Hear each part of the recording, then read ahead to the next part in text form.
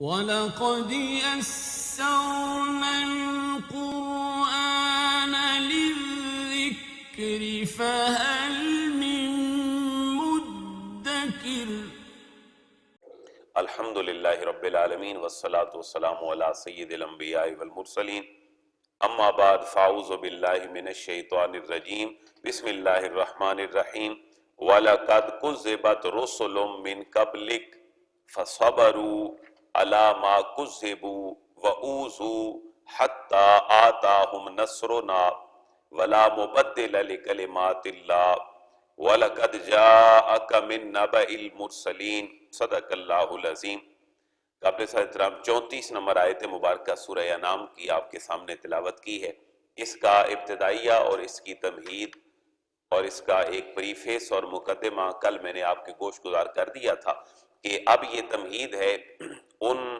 حضور کو صبر دینے کے معاملات کی کہ جو مکی صورتوں کا ایک خاصہ ہے۔ جب ریسپانس اچھا نہیں تھا، اہل مکہ نے دعوت قبول نہیں کی اور اپنے کفر اور شرک پہ ڈٹے رہے، تو پھر اللہ نے اپنے حبیب کو یہ حکم فرمایا کہ محبوب آپ صبر کا دامن ہاتھ سے نہ چھوڑیں۔ اور پھر حضور کے سامنے جو رول ماڈل تھے ان کو بار بار حضور کے سامنے دہرایا گیا کہ محبوب آپ کے بھائی حضرت آدم سے لے کر جناب عیسیٰ تک جو لوگ تھے ان کے ساتھ بھی ایسے ہی ہوا۔ تو حق کی دعوت قبول کرنے والے اگر آ جائیں تو آپ مطمئن رہیں، اگر نہ آئیں تو آپ پریشان نہ ہوں۔ ایک بڑی پیاری مثال اللہ نے دی ہے، محبوب اگر آپ پریشان ہوں اس بات سے کہ یہ آپ کی دعوت پہ لبیک نہیں کہتے تو پھر آپ کیا کریں؟ آیت مبارکہ آگے آ رہی ہے، اللہ فرما رہے ہیں محبوب یا تو پھر زمین کے اندر کوئی سرنگ بنا لے اور آپ وہاں تشریف لے جائیں، یا پھر کوئی آسمان کے ساتھ سیڑھی لگا لے اور آپ وہاں تشریف لے جائیں، ان سے پریشان نہ ہوں۔ آپ نے یہیں رہنا ہے، ان لوگوں نے یہاں رہنا ہے، آپ کا چھٹکارا نہیں، آپ نے اپنی بات کہنی ہے، لہذا پریشان نہ ہوں۔ یہ دو مثالیں بلاغت کے اعتبار سے بڑی کمال اللہ نے ارشاد فرمائی۔ وَلَقَدْ كُذِّبَتْ رُسُلٌ مِّن قَبْلِكَ، واو کا معنی اور، لقد کا معنی تحقیق، بے شک، کذبت جھٹلائے گئے۔ اب یہ پیسو ہے، ایکٹیو وائس نہیں ہے۔ کذبا وہ ایک دو جھٹلایا گیا، دو جھٹلائے گئے، کذبا سب،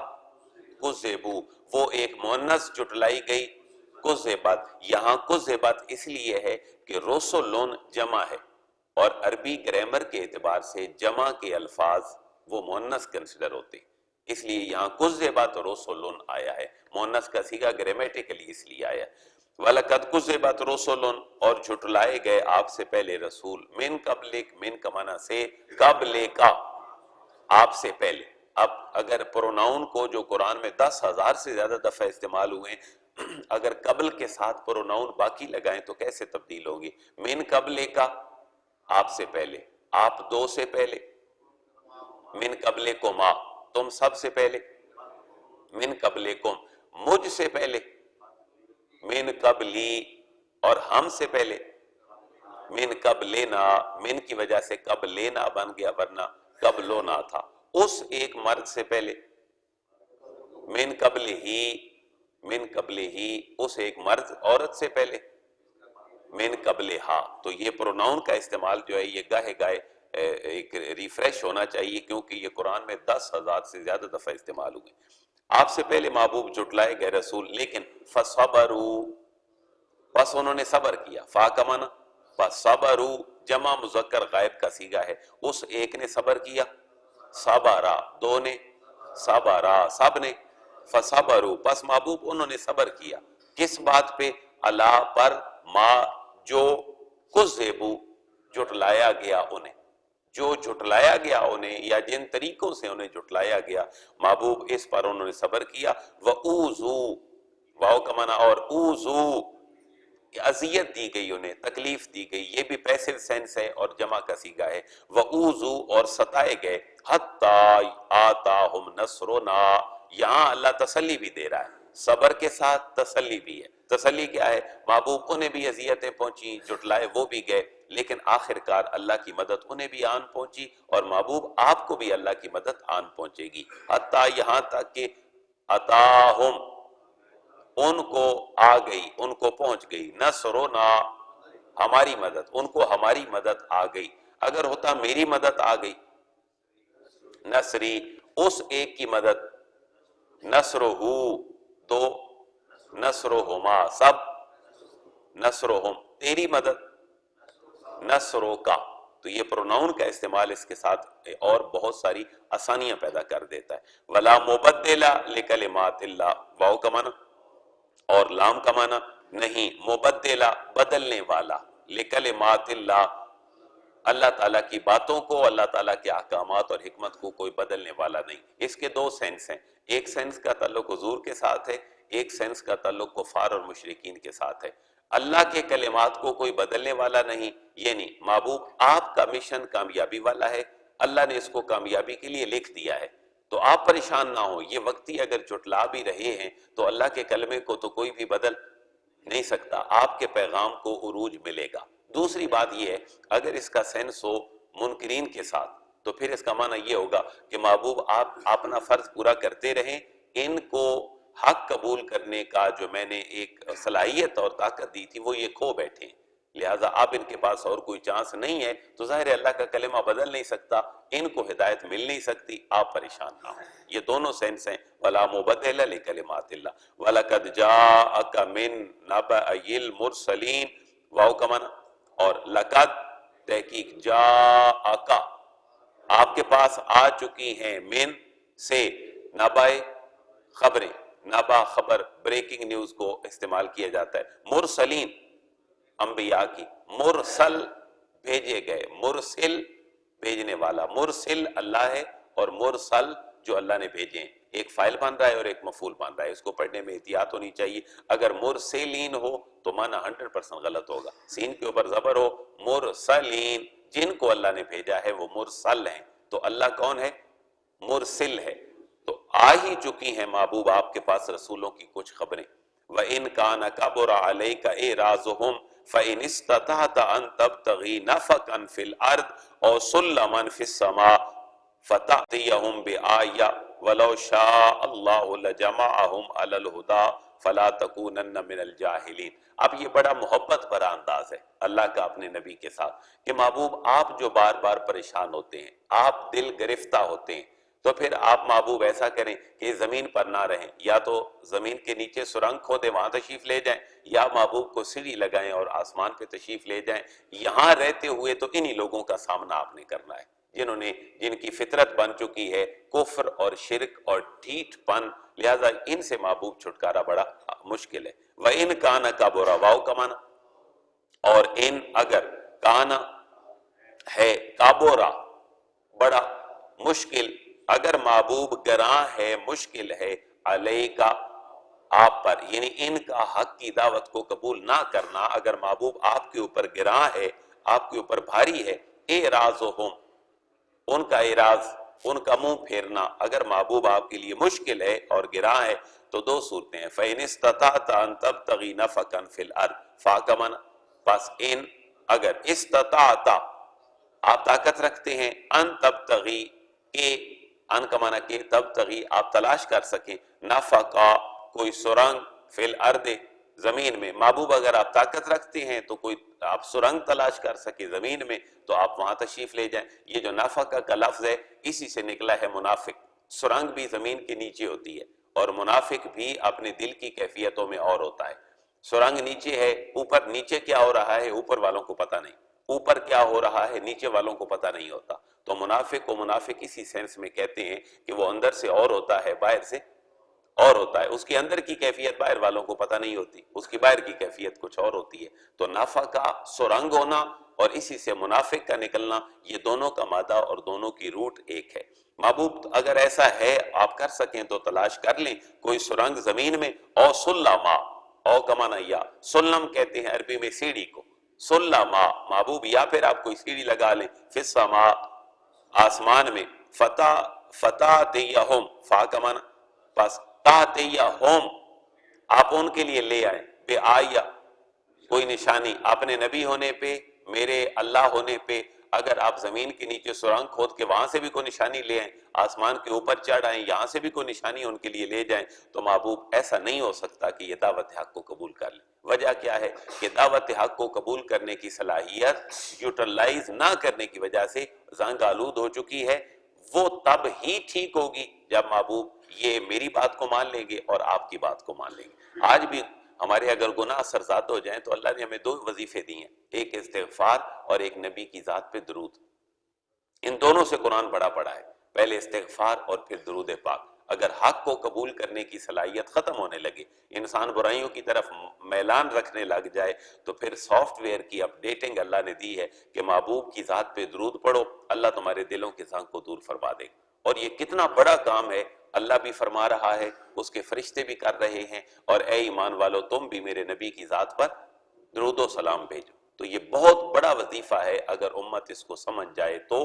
درود پاک سے بڑی کوئی عبادت نہیں ہو سکتی. انسان کی ہر عبادت میں شک ہو سکتا ہے کہ قبول ہوئی ہے یا نہیں، لیکن درود پاک ایسی عبادت ہے جس میں شک کی کوئی نہیں کہ وہ قبول ہوئی ہے یا نہیں، وہ قبول ہی قبول ہے. اور باقی جو عبادتیں ہیں ان کو چھپ کے کرنے کا حکم ہے کہ چھپ کے کرو تاکہ ریاکاری نہ ہو. لیکن اللہ کے نبی کی ذات کے اوپر جو درود ہے اس کا معاملہ ہی الگ ہے کہ اس کو کیسے کرو،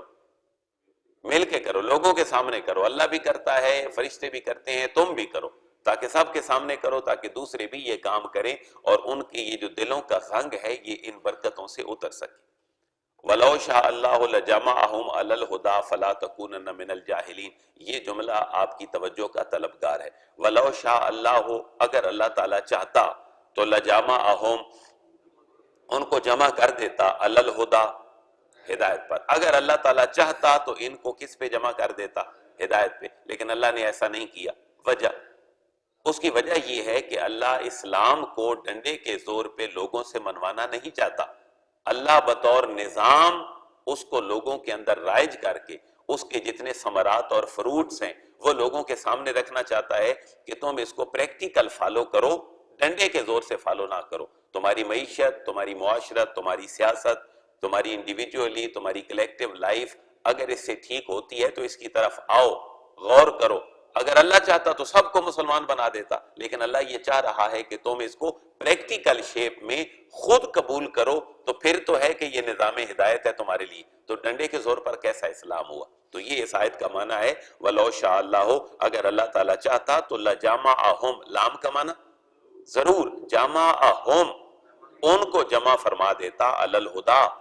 ہدایت پر. کیوں اللہ نے جمع نہیں کیا؟ اب یہ ایک سیکولر بندہ اعتراض کر سکتا ہے کہ اللہ تعالیٰ نے نہیں چاہا تو وہ ہدایت پہ جمع نہیں ہو سکے. لیکن اس کا معنی یہ ہے کہ اللہ اسلام ٹھوسنا نہیں چاہتا، اس کا رسول اسلام جو ہے وہ ڈنڈے کے زور پہ نافذ نہیں کرنا چاہتا، بلکہ اللہ رسول کی منشا یہ ہے کہ اس کو پریکٹیکل لائف میں لاؤ، اس کو پریکٹس میں لاؤ، پھر دیکھو کہ اس کے ثمرات تمہیں ملتے ہیں یا تمہیں نہیں ملتے. یہ تو دین فطرت ہے، تمہاری جو فطرت ریکوائر کرتی ہے تمہیں وہی چیزیں مل جاتی ہیں. تمہاری فطرت اور تمہارے آرگنز اور انسانی باڈی جیسے پانی کو ہضم کر سکتی ہے، جیسا کھانا اس کے لیے سوٹیبل ہو سکتا ہے، جیسے اٹھنے بیٹھنے کے طریقے اس کے لیے بہتر ہو سکتے ہیں، وہ تمہارے اسلام میں اللہ نے تمہارے لیے رکھ دی ہیں. وہی زاویے بنا دیے ہیں، وہی طریقہ کار بنا دیا ہے، اس کو لے آؤ تو تمہارے لیے ہدایت ہی ہدایت ہے اسلام. فلا تکونن من الجاہلین، فا کا معنی پس، لا تکونن، آپ نہ ہو جائیں، من الجاہلین، ان لوگوں میں سے جو حقیقت کا علم نہیں رکھتے. اب یہ خطاب کس کو ہے؟ علامہ ابو الحیان اندلسی رحمۃ اللہ تعالی علیہ فرماتے ہیں کہ سب سے پسندیدہ ترین بات یہ ہے کہ یہ خطاب امت کے ہر فرد کو ہے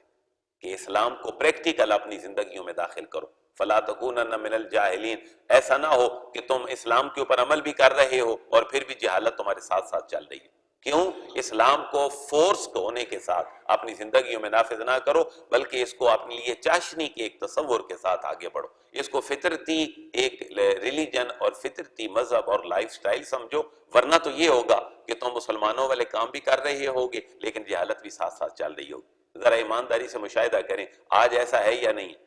مسلمانوں کو اللہ نے اتنی بڑی عظمت دی ہے کہ وہ قرآن اور رسول اللہ کی سنتوں کے حامل ہیں، لیکن جہالت ساتھ ساتھ چل رہی ہے. مثلا اسلام کو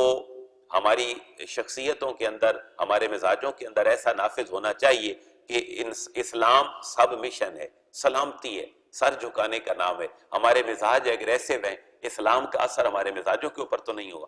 بلکہ کسی دل جلے نے تو یہ کہا کہ اسلام مسلمانوں کا کچھ بھی نہیں بگاڑ سکا، اگر بگاڑتا تو پھر ان کے مزاج تبدیل کر دیتا. تو ہم اسلام کو ایسے اپنے ساتھ چلاتے ہیں، مزاجوں پہ بھی اثر انداز نہیں ہے، ہم بظاہر کلمہ گو مسلمان بھی ہیں۔ ایک چھوٹا سا بندہ اگر کوئی چھوٹی سی غلطی کر بیٹھتا ہے ہمارے گھر میں، گلی میں، سڑک پہ، کہیں کسی انسٹیٹیوشن میں، کہیں کاروبار میں، کسی جگہ پر، تو ہم لے دے کر دیتے ہیں۔ ہمارے سمجھانے کا انداز تنقید والا ہوتا ہے، کریٹیسزم ہوتا ہے، نہ کہ اس کی اصلاح ہوتی ہے۔ آپ اندازہ کریں نبی کا کتنا بڑا جگرا ہے کہ پیغام حق لے کر گئے ہیں طائف کی طرف، اور طائف والوں نے ریسپانس دیا ہے پتھر مار کے۔ آپ اس دور میں اس کو سمجھیں، کروڑوں روپیہ ایک پیٹی میں ڈال کر ایک شخص لے جاتا ہے غریبوں کی بستی میں، بھئی میں نے آپ کی بستی غریب دیکھی ہے، میں اتنے پیسے لایا ہوں آپ کے لیے، اپنی بستی کو ٹھیک کر لو، اپنی سڑکیں ٹھیک بنا لو، اپنے گھر ٹھیک کر لو، اپنا کھانا پینا رہن سہن بہتر کر لو۔ تو اس کے بعد اگر ریسپانس ہو بستی والوں کا کہ پتھر مار کے نکال دیے جائیں تو بندے پہ کیا گزرتی ہے؟ تو نبی جتنی بڑی دولت ان کے لیے لے کر گئے تھے طائف والوں کے لیے، تو ریسپانس یہ ہے کہ نہیں بھئی ہم نے نہیں ماننا، اور پتھر بھی مارے ہیں۔ اور اس کے باوجود بھی حضور کا ریسپانس کیا ہے کہ جبریل حاضر ہوتے ہیں، حضور اللہ فرماتا ہے کہ میں ان کے اوپر طائف کا پہاڑ انڈیل دوں، تو اللہ فرماتا، اللہ کے حبیب عرض کرتے ہیں نہیں، میں رحمت للعالمین بن کر آیا ہوں، میں ان کے لیے زحمت نہیں بن سکتا۔ کتنا بڑا جگرا ہے، کتنا بڑا صبر ہے، کتنی بڑی برداشت ہے۔ آج اگر امت مسلمہ کی مرد اور عورتیں اگر اپنے اندر صرف صبر کی کیفیت پیدا کر لیں، کسی کی بات کو برداشت کرنا سیکھ لیں، ہماری 70% پریشانیاں ختم ہو سکتی ہیں۔ میاں بیوی کو برداشت کرنا شروع کر دے، بیوی میاں کو برداشت کرنا شروع کر دے، باس اپنے سرونٹ کو، سرونٹ اپنے باس کی بات کو سنے، سمجھے، اور پھر آگے چلے، تو میرا خیال ہے اسلام کے ثمرات ہمیں حاصل ہونا شروع ہو جائیں گے۔ یہ دو آیتیں بہت کمال ہیں۔ وَلَوْ شَاءَ اللَّهُ لَجَمَعَهُمْ عَلَى الْهُدَىٰ، اللہ چاہتا تو سارے ہی مسلمان ہوتے، نہیں، اللہ پریکٹس کروا کے دیکھنا چاہتا ہے جو مسلمان ہیں ان کا طریق یہ ہے، جو نان مسلم ہے ان کا طریق یہ ہے، برداشت۔ فَلَا تَكُونَنَّ مِنَ الْجَاهِلِينَ، اور آپ ایسا نہ ہو جائے کہ حقیقت کا علم جو ہے وہ رکھنے کے باوجود بھی اس سے دور ہوں۔ یہ شان محبوب نہ آپ کو زیب دیتی ہے، نہ آپ کے ماننے والوں کو زیب دیتی ہے۔ انما یستجیب الذین یسمعون، محبوب بات تو وہ سنتا ہے جس کے اندر کوئی حس ہو اور حرکت ہو، وہ تو نہیں سن سکتا جو جامد ہو، ساکت ہو اور بت بن کر بیٹھا ہو، وہ ہدایت کیسے مان سکتا ہے؟ انما، بے شک، یستجیب، قبول کرتا ہے وہی، الذین، وہ، یسمعون، جو سنتے ہیں۔ محبوب جو سن سکتے ہیں وہی تو دعوت حق کو قبول کرتے ہیں۔ اور جہاں تک رہ گئی بات مردہ دلوں کی، تو اللہ تعالیٰ ان کو پھر ایک دن اٹھائے گا، اب تو وہ مردہ ہو چکے ہیں اور اپنی کرتوتوں کی وجہ سے مردہ ہو چکے ہیں۔ یہ یسمعون کے بعد جو ہے وہ تھوڑا سا وقف ہے، آپ اس کو الگ سے پڑھیں۔ انما یستجیب الذین یسمعون، محبوب حق تو صرف وہ قبول کرتے ہیں جو سنتے ہیں۔ والموتى، اور جہاں تک رہ گئی بات مردہ دلوں کی، قرآن نے موت صرف انسان کے مرنے پہ نہیں کہا، جب روح نکل جائے، جب اس کے اندر کی انسانیت مر جائے تو اللہ تعالیٰ نے پھر بھی اس کو موتیٰ اور مردہ کہا ہے۔ اللہ نے زمین کو بھی مردہ کہا ہے، ایسی زمین جو لوگوں کے لیے فائدہ مند نہیں رہتی، جو بنجر ہو جاتی ہے، جو بانجھ ہو جاتی ہے، جو زرخیز نہیں رہتی، جو اگنے اگانے کی صلاحیتیں کھو بیٹھتی ہے، وہ بھی کیا ہے؟ موتا ہے۔ تو انسان کو بھی اللہ کیا کہہ رہا ہے؟ موتا۔ اگر تم انسانیت کے لیے مفید نہیں ہو تو تم کون ہو؟ موتا ہو، تم مردہ ہو۔ والموتا، اور ان مردہ دلوں کا جہاں تک تعلق ہے تو یبعثہم اللہ، یبعث، اٹھائے گا، ہم، ان کو، اللہ، اللہ، ثم، پھر، الیہ،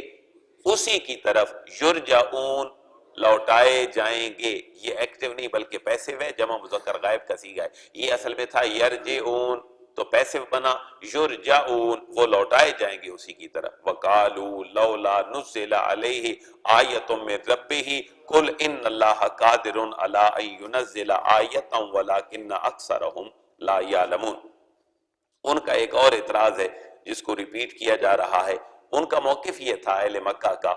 کہ اگر آپ نبی ہیں تو یہ اتنا بڑا صحرا ہے، اس کے اندر فوراً پانی کی نہریں بہنا شروع ہو جائیں۔ اگر آپ کہتے ہیں کہ آپ واقعی اللہ کے نبی ہیں تو یہ ریگستان، اتنے بڑے پہاڑ، یہ جو بنجر ہیں، ان کے اوپر فوراً سبزہ اگائے، اور یہ جو خلاف فطرت چیزیں ہیں یہ ہونی شروع ہو جائیں۔ تو اللہ فرما رہے محبوب ان کو بتائیں ہم اس بات پر بھی قادر ہیں کہ تمہارے تپتے صحراؤں میں فوراً پانی کے چشمے نکال دیں، لیکن یہ ہماری حکمت کے خلاف ہے۔ بات ان کی پوری کی جا سکتی ہے لیکن یہ ہماری حکمت کے خلاف ہے۔ محبوب مزہ تو یہ ہے کہ جو ان کو بطور انسان ہم نے صلاحیت دی ہے وہ صلاحیت آپ کا دیا ہوا پیکج قبول کرے تو پھر یہ اسلام کی طرف آئیں، پھر نہریں بھی بہیں گی اور پھر ان کے ریگستان جو ہیں وہ بھی سبز ہزاروں میں تبدیل ہو جائیں گے۔ وَقَالُوا واو کا معنی، اور کالو وہ بولے، وہ کہنے لگے رسول اللہ کی ذات کو، اہل مکہ، لولا کیوں نہ نزلا اتاری گئی، کیوں نہیں اتاری گئی، علیہ ان پر جنہوں نے اعتراض کیا، یعنی علیہ کی جو واحد سنگولر ضمیر ہے اس سے مراد ایک پورا انوائرمنٹ ہے منکرین کا، کیوں، اور بولے کیوں نہیں اتاری گئی ان پر آیتوں من ربہ، آیتوں نشانی، من ربہ ہی ان کے رب کی طرف سے، ان کے رب کی طرف سے کوئی نشانی کیوں نہیں اتاری گئی، یعنی نشانی کیا کہ پہاڑ چلنے لگ جائیں، ریگستان جو ہیں اور صحرا جو ہیں وہ دریاؤں میں اور سمندروں میں اور زرخیزی میں تبدیل ہو جائیں، تو وہ کہتے ہیں کیوں نہیں ایسی کوئی نشانی آئی، تو اللہ فرما رہے کل محبوب ان کو فرما دیجئے ان اللہ قادر، بے شک اللہ تعالیٰ قادر ہے، اللہ اس بات پر ان ینزل کہ وہ نازل کر دے آیتن اس طرح کی نشانی، ولیکن اکثرہم لا یعلمون، ولیکن لیکن اکثرہم ان میں سے اکثر لوگ لا یعلمون علم نہیں رکھتے، محبوب یہ جان پہچان نہیں رکھتے، ان کو احساس نہیں ہے اللہ کی حکمت کے یہ معاملہ خلاف ہے۔ پتہ یہ چلا علم کے بغیر انسان وہ ڈیمانڈ بھی کر سکتا ہے جو اس کو زیب نہیں دیتی، علم انسان کو حق اور باطل کا امتیاز سکھاتا ہے، اس لیے سب سے پہلی وہی کیا بھیجی ہے، اقرا بسم ربک الذی خلق، محبوب علم کی طرف متوجہ ہوں، اپنے لوگوں کو بھی اسی کی طرف متوجہ کریں، پھر حق اور باطل کا امتیاز انہیں نصیب ہو جائے گا اور یہ حق کا ساتھ دیں گے۔ وَمَا مِن دَابَّةٍ فِي الْأَرْضِ وَلَا طَائِرٍ يَطِيرُ بِجَنَاحَيْهِ إِلَّا أُمَمٌ أَمْثَالُكُمْ مَا فَرَّطْنَا فِي الْكِتَابِ مِن شَيْءٍ ثُمَّ إِلَىٰ رَبِّهِمْ يُحْشَرُونَ۔ یہاں اس کو عقلی طور پر انٹلیکچولی تھوڑا سا آپ ٹیکل کریں اس آیت کو، اللہ فرما رہے محبوب ان کو یہ بتائیں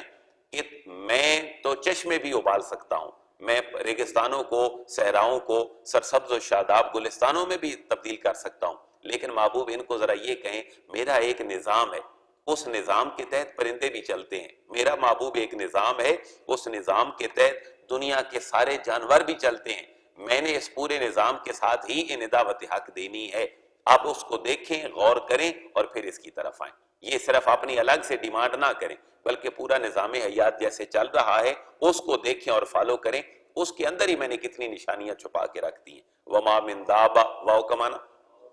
اور ما کا معنی نہیں ہے، من دابہ، من کا معنی سے دابہ زمین پر چلنے والا جانور، قیامت کی نشانیوں میں ایک دابۃ الارض بھی ہے، دجال بھی ہے، دابۃ الارض بھی ہے، زمین پر چلنے والے جانور کو کہتے ہیں دابہ۔ وما من دابہ، اور نہیں کوئی جانور چلنے والا فی الارض زمین میں، ولا طائر، اور نہ ہی کوئی پرندہ ہے، یطیرو جو اڑتا ہے، اس کو وربلائز کر دیا گیا ہے، ناؤن کو وربلائز کر دیا گیا، طائر پرندہ اور یطیرو اڑتا ہے، نہ ہی کوئی جانور زمین پر چلنے والا، نہ ہی کوئی پرندہ ہے جو اڑتا ہے، بجناحیہ، با کا معنی ساتھ، جناح پر،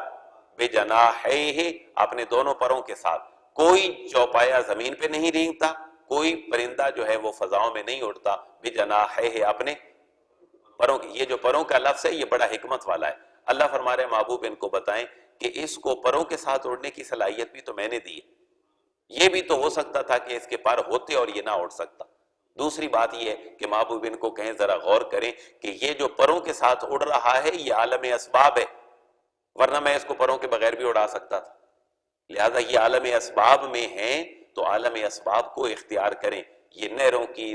دریاؤں کی اور سمندروں کی اور ریگستانوں کو، یک لخت صحراؤں کو جو ہے وہ سرسبز و شاداب گلستانوں میں تبدیل ہونے کی بات نہ کریں، یہ نظام فطرت ہے، پرندہ بھی اپنے پروں کے ساتھ اڑتا ہے، انہیں بھی اسی پیغام ہدایت کو اسی دنیا میں رہ کر قبول کرنا ہے، آؤٹ آف دا وے کوئی ڈیمانڈ نہ کریں۔ الا امم امثالکم، یہ نہیں ہے جانور جو زمین پہ چلتے ہیں اور نہ ہی کوئی پرندے جو اپنے پروں کے ساتھ اڑتے ہیں، الا مگر، امم یہ گروہ ہیں، یہ امتیں ہیں، امثالکم، امثالکم تمہاری مثل یہ بھی گروہ ہیں، یہ بھی اپنا نظام حیات جو ہے وہ بڑی نیچر اور نیچرل رکھتے ہیں، یہ بھی کوئی آؤٹ آف دا وے معاملہ نہیں کرتے، یہ بھی صبح اپنے گھروں سے نکلتے ہیں، شام کو واپس آتے ہیں، کھاتے پیتے ہیں، رہنے کے لیے انہیں بھی کیا چاہیے؟ گھونسلہ، انہیں اپنے خاندان بڑھانے کے لیے کچھ انڈے دے دیتے ہیں، کچھ بچے دے دیتے ہیں۔ اللہ فرما رہے محبوب یہ نظام حیات ہے، اور دیکھیں کتنی باریک بینی والی بات ہے، محبوب یہ نظام حیات ہے، اور آؤٹ آف دا وے تو یہ پہلے بھی ڈیمانڈیں، یہ تو حضرت صالح سے گامن اونٹنی کا مطالبہ کرتے تھے، تو میرے نبی اور آپ کے بھائی جناب صالح نے ان کو تو پہاڑوں سے اونٹنی گابن نکال کے دے دی تھی، اس کے باوجود آؤٹ آف دا وے کام تو ہو گیا تھا، لیکن محبوب یہ دائرہ اسلام میں تو پھر بھی نہیں آئے تھے۔ لہذا محبوب یہ بات نہیں ہے الا امم امثالکم، یہ وہ امتیں ہیں جو تمہاری مانند ہی ہیں، ان کا بھی ایک لائف سٹائل ہے۔ اب اتنی بڑی مثالیں دے کر ذرا اس آیت کی طرف جائیں، محبوب اگر اس ساری چیزوں کے بعد بھی یہ ڈیمانڈیں بڑھاتے رہیں تو آپ پریشان نہ ہوں، اگر آپ نے بھی پریشان ہونا ہے تو پھر محبوب آپ ادھر نہ رہیں، یا تو آپ کو سیڑھی لگا کے آسمانوں پہ آ جائیں، یا پھر آپ کوئی سرنگ کھود کے زمین کے نیچے چلے جائیں، ادروائز تو ان کی ڈیمانڈیں ختم ہونے والی نہیں ہیں، کیونکہ یہ حق کو قبول کرنے کی صلاحیت اور نور کو دیکھنے کی جو ان کی بینائی ہے وہ اللہ فرما رہے ہیں یہ خود بخود ضائع کر چکے ہیں۔ ما فرطنا فی الکتاب من شیء ثم الی ربہم یحشرون، اب آخری سٹیٹمنٹ ہے اس پورے گفتگو کی، ما فرطنا، کل ہم نے فرطنا کا معنی پڑھا تھا، افراط و تفریط، کمی بیشی، زیادتی، اللہ فرما رہے ما فرطنا، محبوب ہم نے نظر انداز نہیں کیا، ہم نے کمی بیشی نہیں کی، ہم نے زیادتی نہیں کی، نہ کمی کی نہ زیادتی کی، فی الکتاب، کتاب کے اندر، یہ کتاب وہ کتاب بھی ہے جو قرآن مجید ہے، اور یہ وہ کتاب بھی ہے جو لوح محفوظ ہے، یعنی نظام حیات۔ اللہ فرما رہے ہم نے کوئی زیادتی نہیں کی، اس انسان کا ناک جس جگہ پہ بہتر لگ سکتا تھا اور اس کو خوبصورت میچ کرتا تھا، ہم نے اس کا ناک اسی جگہ پہ لگایا، ہم نے اس کی ٹانگیں، اس کی جسم کے اندر بینڈز، اس کا کھانا پینا، اٹھنا بیٹھنا، اور اس نظام حیات کی جو چیز جہاں بہتر لگتی تھی ہم نے اسی کے مطابق اس کو تخلیق کیا۔ ما فرطنا فی الکتاب، کچھ چیز بھی ہم نے نظر انداز نہیں کی فی الکتاب، کتاب میں، نہ لوح محفوظ میں، نہ نظام حیات میں، نہ قرآن مجید میں، من شیء، کسی بھی چیز کے حوالے سے ہم نے کوئی چیز نظر انداز نہیں کی، لیکن محبوب ٹھہریں، ثم الی ربہم یحشرون، ثم پھر الی ربہم، یہ اپنے رب کی طرف ہی یحشرون، اکٹھے کیے جائیں گے۔ آپ پریشان نہ ہوں، آپ اپنی بات پہنچائیں اور صبر سے کام لیں، تو یہ جو نظام حیات ہے یہ ایسے ہی چلنا ہے جیسے تیرے بھائی محبوب پہلے چلاتے آ رہے ہیں، 1,23,999 جس طرح فیس کرتے رہے محبوب آپ نے بھی ایسے ہی فیس کرنا ہے۔ تو کتنا بڑا جگر بڑا کرنے والی بات ہے ایک مبلغ کے لیے اور ایک پریچر اور سپیکر کے لیے، کہ صبر کا دامن ہاتھ سے نہیں چھوڑنا، ایگریسو نہیں ہونا، اور اپنے معاملات کو خوش اسلوبی سے لوگوں تک پہنچا دینا ہے۔ اللہ ہمیں حضور کی سنت پہ عمل کی توفیق نصیب فرمائے، اور اسلام کو بطور نظام حیات ہمیں اپنانے کی توفیق نصیب فرمائے۔